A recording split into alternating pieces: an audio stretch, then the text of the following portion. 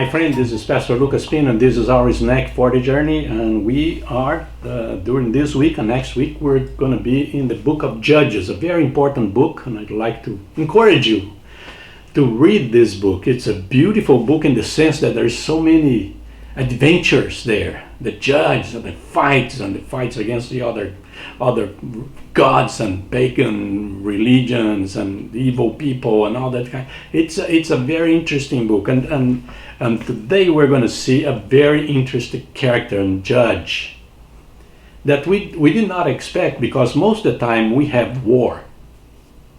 All the time, practically. We have war. Those people, they have to go to war and lead the army to fight, real fight. It's not the intellectual fight, it's not the spiritual fight, even though it's included on that, but it's a real fight. People will die. You have to have an army with weapons and all that kind of thing. And the chapter 4, there is a judge that is a woman. And we already saw her in the past, but it's very interesting. I'd like to share with you the chapter 4, verse 4. It says, Deborah, a prophetess, the wife of Lapidoth, was leading Israel at that time. Now, how about that? A woman. She was a prophet, and the term is a prophetess. I hope I pronounced right. Sorry by my accent. But it was a woman. And the verse says that she was leading Israel at that time. She was leading Israel at that time. A woman. And we're talking here Old Testament. You know what I mean? Old Testament. So people say, oh, well, there's that old religion. The woman was this and the woman was that. No, Deborah was not. She could talk to the Lord, she could guide them, she could lead them, and she could take them to war. And she did. And she did. And she won.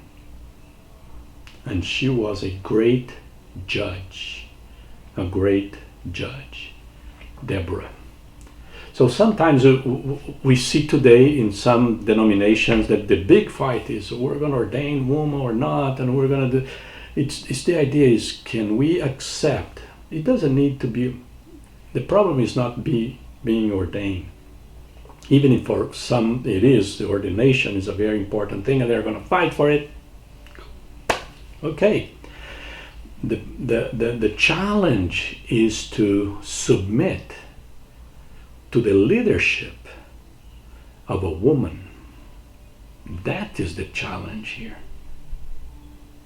To recognize that that woman is a woman from the Lord, follows the Lord, knows the word of the Lord, and she has a word from the Lord and guidance from the Lord to us.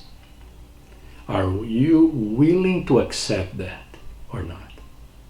If she says something stupid and crazy, then I don't want to follow.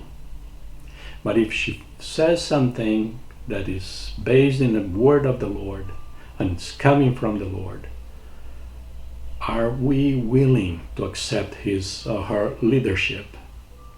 And that is the challenge for all of us, right? For them, it was a big challenge at that time to have a woman that was a prophetess, and also a woman who led them in battle.